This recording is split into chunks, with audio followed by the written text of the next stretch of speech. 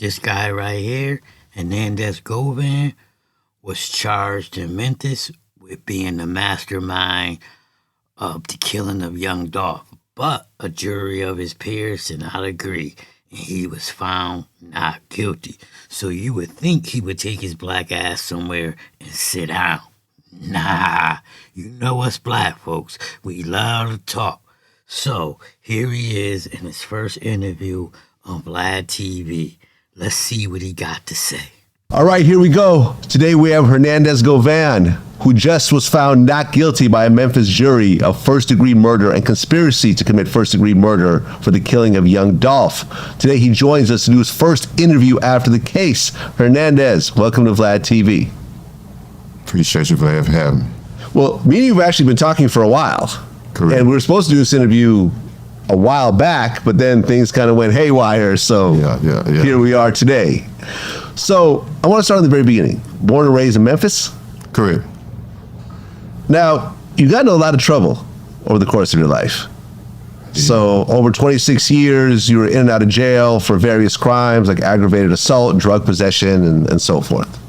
Yes. Why are you getting in trouble so much?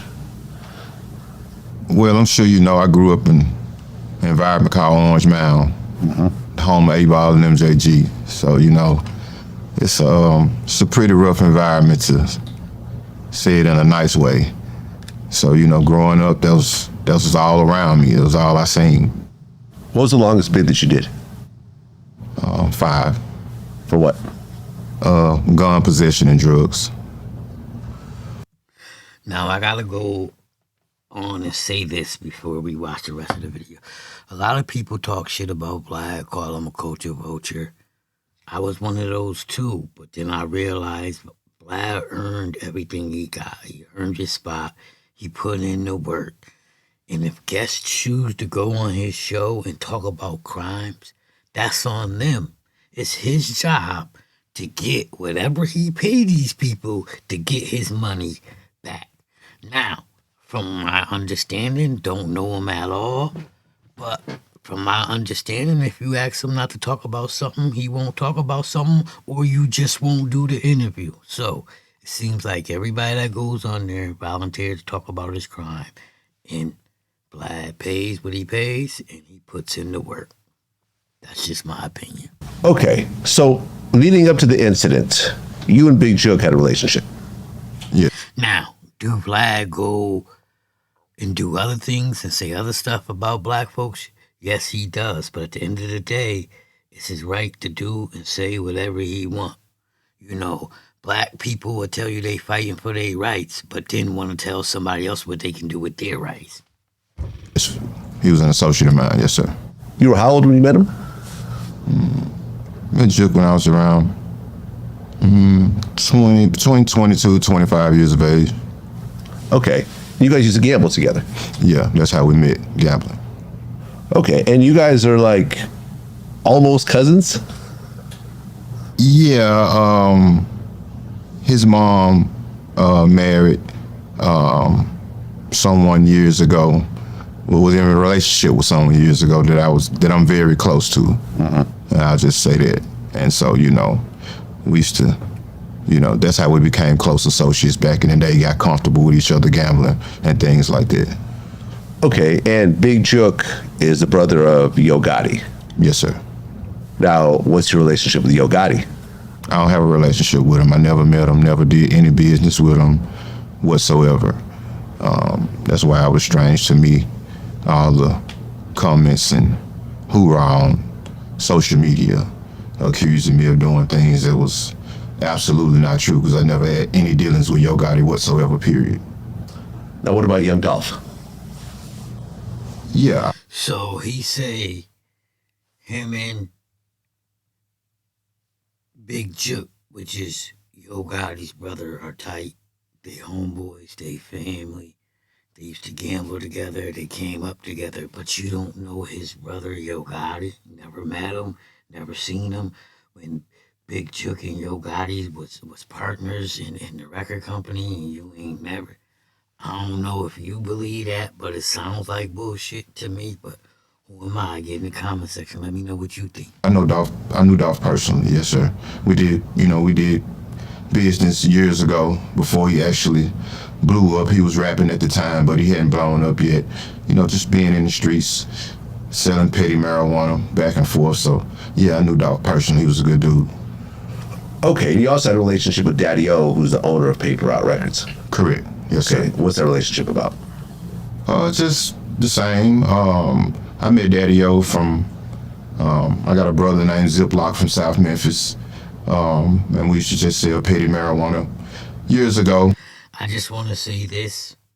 He'll never see this video, and I'm pretty sure nobody in the circle will never tell him, that's cool, you was found not guilty. But those are state charges. There's still feds out there. So all this doing interviews and talking, I hope you saying the same thing you said in your trial, brother. Because if anything, the feds is watching, brother. The feds is watching. In and out of hotel rooms when we were younger, just doing. And one thing I think you made a mistake on, you said you didn't know Yo Gotti. So if there's any type of communication between you and Yo Gotti, that's already your first lie for the feds. You was together, you was at a video shoot together, anything, that's already your first lie. Doing our thing, just trying to hustle. Now, you and Dolph, did you ever have a falling out, or did you have a good relationship overall? Never had a falling out with Dolph. We did a couple transactions years and years ago. We never had a reason to fall out. I'm not a rapper, Dolph was just, this one he had one foot in and one foot out. And at the beginning of his music career. And so, anytime we met up and did business, it was all good. Never had an issue. Well, at one point, Notice how he's willing to talk about Dolph and a bad light. Oh yeah, he had one foot in, one foot out. What about Yo Gotti and them? What about Big Chuck and them? They was from the streets. It's known Big Chuck was allegedly more street than Yo Gotti, but all Yo Gotti talk about is street. So it's funny how he's willing to throw Dolph under the bus, but not these guys. young Dolph and Yo Gotti started getting into it. Do you know the reason why the friction actually started? Because you hear like 20 different stories. Well, from what I understand, I know Gotti tried to sign him years ago. Mm-hmm. And, for whatever reason, Dolph decided not to. I think Dolph was close friends with Gucci Mane at the time. Gucci and Gotti relationship kind of deteriorated over the years. And I think that just all played a factor, or whatever the case may be. Dolph. Now, mind you, he don't know Yo Gotti. He don't know nothing, but he's telling you all the business. You see how these dudes, to me, I'm just a dude from the hood giving my opinion. This is just my opinion. It's not facts. It's not law. But it's just funny. You don't know Yo Gotti. You never met him, but you telling his version or his view of the story. Deciding not to sign, giving his reasons for not wanting to sign the CMG. The story about it being about a girl or whatever the case may be. Yeah, I heard that also. Yeah, that's absolutely not true. How would you know it's not over a girl? Wouldn't Yo Gotti have to tell you that? But you don't know him and you never met him. I'm just saying, these are just questions. If I was Vlad, I would have followed up with, I would have been like, oh, how you know it wasn't a girl? You don't, you're not sitting here saying Dolph told you.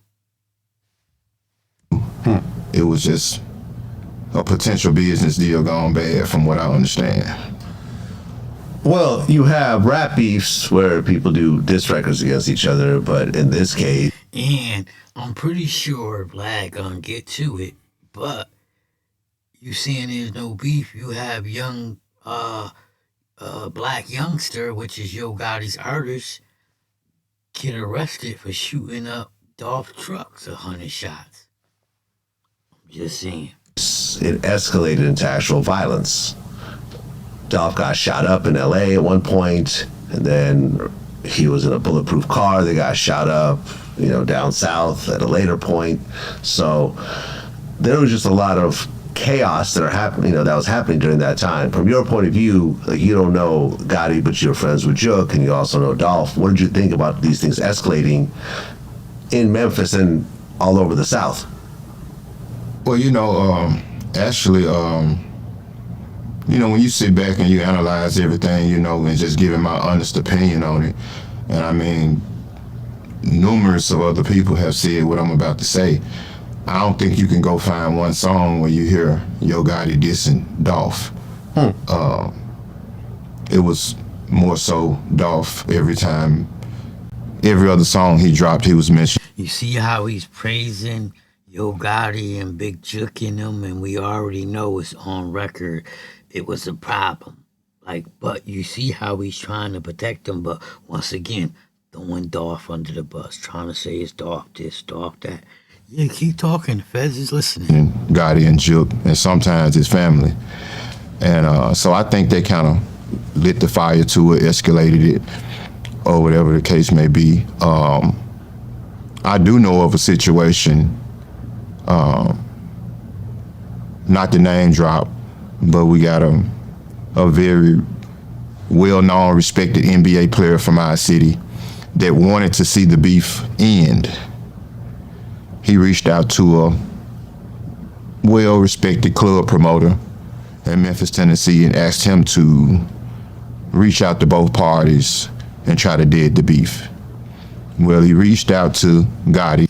Hey, man, I don't believe this guy, so we need to get the well-respected NBA player or the promoter to co-sign his stories. Get in the chat. Let me know what you think. And Gotti was all for it. He was open to having a conversation with Dolph, possibly meeting up to put an end to it. When this particular club promoter reached out to Dolph, Dolph said, fuck no. Hung up the phone in his face and blocked him. He didn't want no parts of squashing it, and I'm just being honest about the situation. So, I say that to say that all of this could have been avoided if egos wasn't in the way. So he's basically saying, I guess Dolph is the only one that had an ego. Being shot at twice. He got shot, and then he got shot at again.